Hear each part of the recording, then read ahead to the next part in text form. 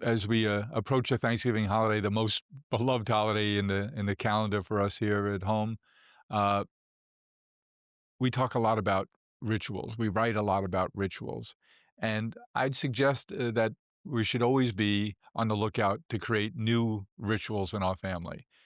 They're fun, they're important, they're signals about what's important to us, and they're multi generational, great things to pass on.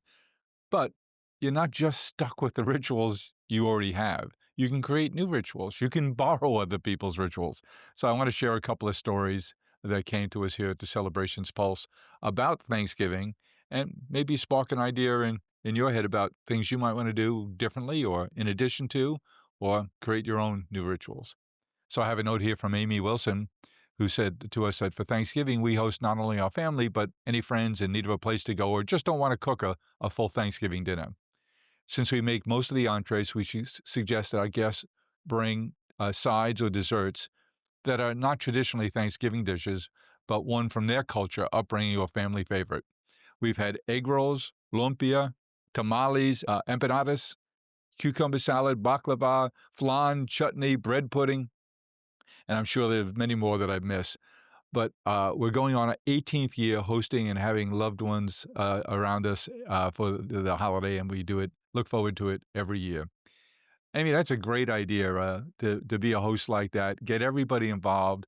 One thing that I've tried to do last year, and hopefully I'm more successful this year, is I'm getting uh, uh, more and more convinced about how important diet is and the foods we eat for our health. And so always trying to create an opportunity for my grandkids to learn something. We encourage them to each bring a different vegetable, one they wouldn't have all the time, and involve the kids in learning about that vegetable. What are the benefits of it for you health wise, and their unique preparation. And then at Thanksgiving dinner, we ask that family, and we have three kids, so there's three families of grandkids to present their vegetable, and the kids say, "These are the health benefits. This is how we cooked it. This is what."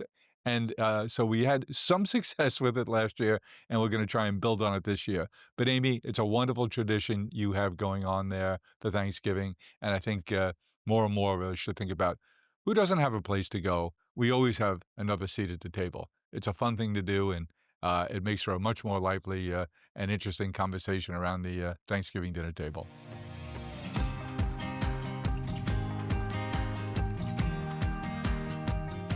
Coming up on Thanksgiving here, we have another nice note from Elaine Laws Barker about Thanksgiving. And she writes that gratitude is one of the most powerful emotions that our family shares with each other. Over the years, our Thanksgiving table has been shared with family, friends, students that had nowhere to go, people without family to join, and some just going through a difficult time. Sounds like a nice and open and sensitive family. We always enjoy grandma's dressing, the turkey punch tenderizing. Now, where do you hear this? Where each family member gives the bird a punch before seasoning and cooking. We enjoy great grandma's rolls and all the great food on the table. But brings us closest is the thankful cup. Listen to this. Before the meal, each person receives a small chalice like cup of grape juice. One by one, we share a moment of gratitude. It can be a story, a thing, a word, a song. Sometimes it's simply like ice cream or like the fact that you like ice cream or being able to present and not be distracted. We all find that in spite of tough times, is always something to be grateful for. A thankful cup gives us hope for a better future. It's a cute ritual and one that, I think a lot of families do some version of. I don't know about the punch the turkey part, but, cute rituals, and I'm sure the punch the turkey, ritual in that household gets a lot of fun and gets people to open up quickly. If you're the neighbor from down the block who, doesn't live near their family and you're invited to the, Lowe's Barker house, and you're told, "Oh, now we're gonna punch a turkey." I think you're gonna get involved and loosen up pretty quickly. There's some funny rituals here. I know my sister Julie, when she would host Thanksgiving for the whole family, it'd be 40 or 50 people, she insisted we go around before dinner and tells someone, tell your story of what you're thankful for.